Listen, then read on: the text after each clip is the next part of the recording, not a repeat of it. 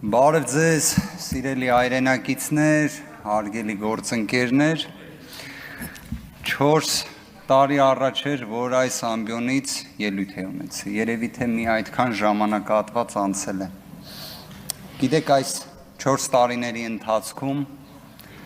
Արցախը հայաթափվել է, Հայաստանի Հանրապետության ինքնիշխան տարածքում կա օկուպացիա, գտնվում ենք աշխարհաքաղաքական չափազանց բարդ իրավիճակում, ունենք սոցիալ-տնտեսական մարտահրավերներ, բայց այս ամենը ինչի համար եմ ասում։ Ասում եմ ոչ թե նրա համար, որ մեզանից յուրաքանչյուրը ողբի տրամադրության մեջ լինի, այլ ճիշտ հակառակը։ Ունենա համոզմունք, որ այս իրավիճակից մենք դուրս ենք գալու։ Այս իրավիճակից դուրս գալու մեր պատկերացումը, մեր տեսլականը, մեր երազանքը մենք ներկայացրել էինք մեր հայրենակիցներին։ Շատ կարճ, դա ուժեղ Հայաստանն է։ Արդյոք մեր հայրենակիցները ունեցել են հնարավորություն ազատորեն իրենց կամքը իրացնելու։ Քանի որ շատ խոսվեց ընտրությունների մասին, թույլ տվեք անդրադառնալ դրան։ Դուք կարծես թե հակադարձեցիք մեզ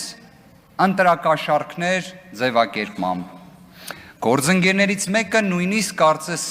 դա կատեգորիկ դատողությամբ էր ներկայացնում, իբրև մի երևույթ, որ դա տեղի է ունեցել եւ այլն։ Ես նկատել էի վերջին օրերին քաղաքացիական պայմանագիր կուսակցության գրեթե բոլոր ներկայացուցիչները խոսում էին անմեղության կանխավարկածից։ Ճիշտ էին անում։ Անմեղության կանխավարկածը ոչ թե անձերով է պայմանավորված, որ հիշվում է, այլ անմեղության կանխավարկածը գրված է սահմանադրության մեջ։ Նշված ձեր բնութագրմամբ իբրև ընտրակաշառքի հետ կապված մեկ դեպք չկա հաստատված։ Ավելին կատեգորիկ պնդում կկատարեմ, որ ուժեղ Հայաստան կուսակցությունների դաշինքի հետ ընդհանրապես դա առնչություն չունի։ Բայց եկեք ոչ թե իմ կարծիքը հայտնեմ, այլ եկեք սահմանադրական դատարանի, որի կազմի մեծամասնությունը այլևս ձեր իշխանության ժամանակ է ձևավորվել։ Երևի թե ձեզ է ասում սահմանադրական դատարանը։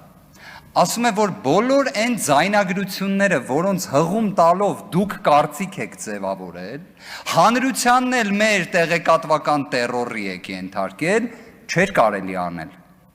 Դուք պատկերացնում եք, դուք ամբողջ նախընտրական քարոզարշավը խոսում էիք այդ ձայնագրություններից։ Հակակոռուպցիոն կոմիտեն ամեն օր խոսում էր այդ ձայնագրություններով, սահմանադրական դատարանն ասում է, որ դա չէր կարելի անել ընդհանրապես, որ դա ազատ քաղաքական մրցակցության խաթարում է։ Երևի չէիք կարդացել ոչինչ։ Մյուս հանգամանքը սահմանադրական դատարանը պարզում ասում է, որ այդ կենսաթոշակը, որ բարձրացրել եք, լավ չեք արել։ Դա պետք է կանոնակարգվի, ասում է, որ դա նմանա սոցիալական կաշառքի, որ պետք է օրենսդիրը դրա վերաբերյալ լուծումներ տա։ Դե երևի դրանից էլ տեղյակ չեք։ Մյուս հանգամանքը սահմանադրական դատարանը ասում է, որ դուք վարչական ռեսուրս եք չարաշահել, ատելության խոսք եք տարածել։ Ուղղակի այս ամբողջը արձանագրելով, Բարգավաճ Հայաստան կուսակցության այդ տեղի ունեցածը ձայնագողության տեսանկյունից արձանագրելով վերջում ասում է, որ այդ ամեն ինչը ազդեցություն չի ունեցել ընտրության վերջնական արդյունքների վրա։ Դե դա էլ հիշենք, որովհետև սահմանադրական դատարանի կազմը, ոնց հիշում ենք, ձևավորվել է այլևս ձեր իշխանության պաշտոնավարման ժամանակ։ Իդեպ ակնկալել անկախության այդքան բարձր աստիճան, կարծում եմ կլինի միամտություն։ Բայց մի բան էլ ասեմ,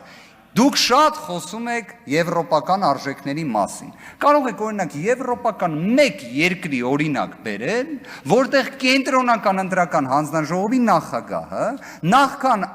մեղմ ասած պատասխանատու ընտրությունների օրը, այսինքն մի հատ ժամանակագրային ինչ որ հատված վերցնենք, ներկայացնողը լինի կոնկրետ քաղաքական ուժի էլ առաջնորդի օգնականը լինի։ Իդեպ ես հիշում եմ 8-րդ գումարման ազգային ժողովում ես падգամավոր եմ եղել, Վահագ Հովակիմյանն էլ էր падգամավոր։ Եթե չեմ սխալվում, այստեղ էր նստում։ Բայց հետո գնաց կենտրոնական ընտրական հանձնաժողովում նստեց, սկսեց հաշվարկ անել, ոնց որ պատկերը բոլորս տեսանք, թե այդ հաշվարկը ինչ էր։ Մյուս հանգամանքը, կարծես Ռուբեն Ռուբինյանը նշեց, որ հայ հասարակության կողմից կատարած ընտրության հետ պետք է հաշտվել։ Իսկ հետաքրքիր է քաղաքացիական պայմանագիրը հաշտվել է այդ ընտրության հետ։ Եկեք վերցնենք ընդունել եզրույթ, այսինքն դուք ընդունել եք։ Գործընկերը կարծես վկայակոչեց տոկոսային հարաբերակցությունը քաղաքացիական պայմանագիր կուսակցության ստացած ձայների։ Իդեպ ես իրավաբան եմ մասնագիտությամբ, ընդունված է ասել, որ իրավաբանները թվերը եւ այլն այդքան է չեն սիրում։ Նենց որ մաթեմատիկական կատեգորիկ պնդումներ չեմ անի, բայց եկեք միասին մի հատ ռեբուս լուծենք։ 49-ն մեծ է 50-ից։ Եթե այո, եկեք հաշտվենք, թե ընդունենք։ Հիմա ուզում եմ հասկանամ, ոնց որ եթե 50%-ից ավելին հայ հասարակության չի ընտրել ձեզ, դուք իշխանություն եք ձևավորել ձայների փոշիացման միջոցով։ Ավելին հունիսի 7-ի գիշերը, երբ ձեր առաջնորդը հայտարարեց, որ դուք հաղթել եք ընտրություններում, տոկոսը չէր կարում ասել։ Բնական է, որ տոկոսը չէր կարա ասել, կամ կարար եւ ասել, եթե մի քիչ ավել էլ սպասեր պարոն Վահագն Հովակիմյանին։ Տեսեք, գործընկերներ, ձայների փոշիացման համակարգը դա ընտրական օրենսգրքով է նախատեսված, եւ իդեպ ստեղ դուք էլ մի հատ կոնֆլիկտի մեջ եք մտնում։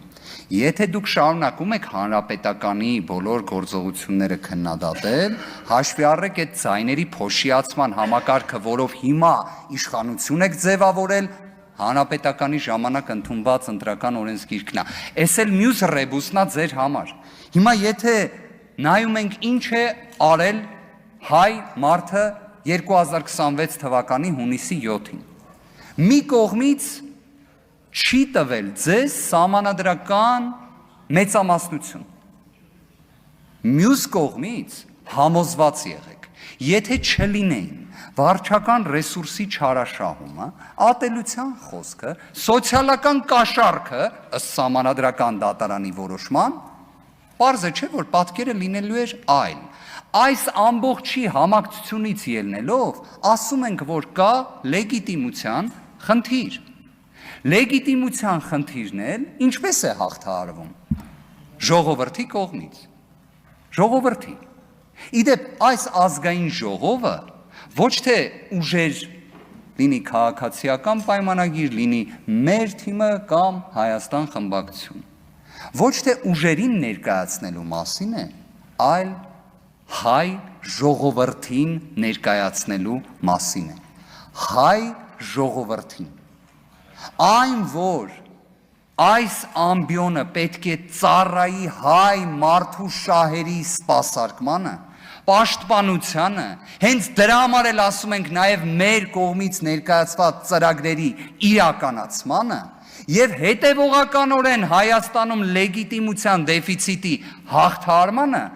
դրա համար ենք այդ պնդումը կատարում։ Իսկ մեր սիրելի հայրենակիցներին մի քանի հանգամանք նշեմ։ Ժողովուրդ ջան, ձեր տրամադրությունը տեղը, ձեր վճռականությունը թող լինի տեղը եւ համոզմունքը առայն, որ մենք ուժեղ Հայաստան ունենալու ենք, մեկ վայրկյան չկասկածեք։ Աստված պահապան։